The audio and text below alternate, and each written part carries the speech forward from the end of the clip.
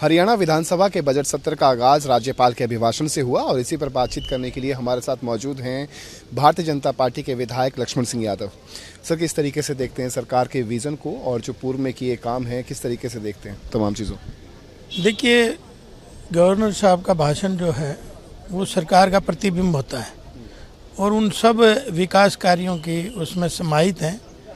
और मैं ये कह सकता हूँ कि हमारे 10 साल की सरकार ने गरीब कल्याण के लिए काम करा है, किसानों के लिए काम किया है, व्यापारियों के लिए काम किया है, मजदूर के लिए काम किया है। तो मैं ये कह सकता हूँ दावे के साथ है कि सरकार का जो वेलफेयर का मैप होता है उस पे पूरा सरकार ने फोकस करते हुए 10 साल में काम किया है।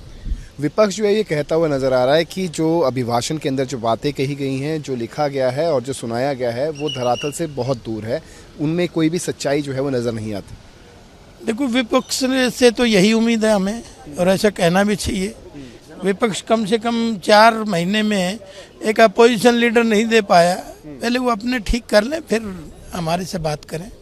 क्या कहेंगे? इंडियन नेशनल लोकदल भी उसी तर्ज पर जो है वो ये कहती हुई नजर आ रही है कि बेरोजगारी जो है वो लगातार बढ़ती जा रही है और यदि बेरोजगारी नहीं बढ़ी है तो बीते 10 सालों के अंदर जितने लोग रिटायर हुए हैं उन पदों पर किस तरीके से नई भर्ती की गई है और यदि की गई है तो उसकी क्या पूरा डाटा है?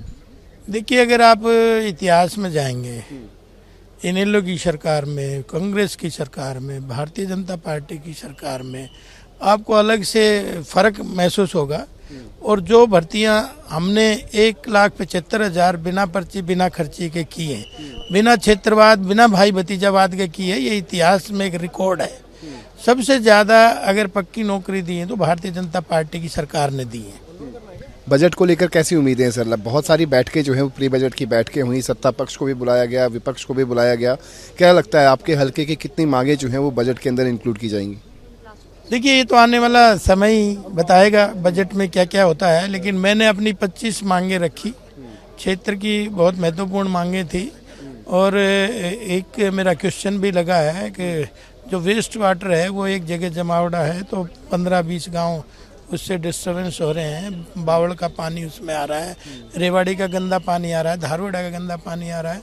तो ऐसी अनेक समस्याएं, जैसे कॉलेज की है, बिल्डिंग की है, जैसे आप देखेंगे बस स्टैंड की बिल्डिंग की है, हॉस्पिटल के बिल्डिंग की है, और अनेक ऐसी हमने 25 मांगे। IIM की भी मांग करी है, जमीन अवेलेबल है, तो सारी चीज़ें हैं। उन सब चीज़ों को हमने रखा है और हमारा क्षेत्र तो ऐतिहासिक रहा है, चाहे सैनिकों के मामले में, चाहे ऋषि मुनियों के मामले में। उस क्षेत्र का भी गौरव बढ़े, उस क्षेत्र को भी टूरिज्म के साथ जोड़ा जाए, उस क्षेत्र को भी पुरातत्व के साथ जोड़ा जाए तो NCR में ये एक इनकम का जरिया भी बनेगा और आने वाले समय में क्षेत्र की पहचान भी होगी। बहुत बहुत शुक्रिया। तो ये थे हमारे साथ भारतीय जनता पार्टी के वरिष्ठ विधायक लक्ष्मण सिंह यादव, जिनका सीधे तौर पर कहना है कि विपक्ष के पास बोलने के लिए कोई मुद्दे नहीं है, जिस वजह से विपक्ष का काम ही है सरकार की तमाम उपलब्धियों के बारे में उल्टा सीधा बोलना।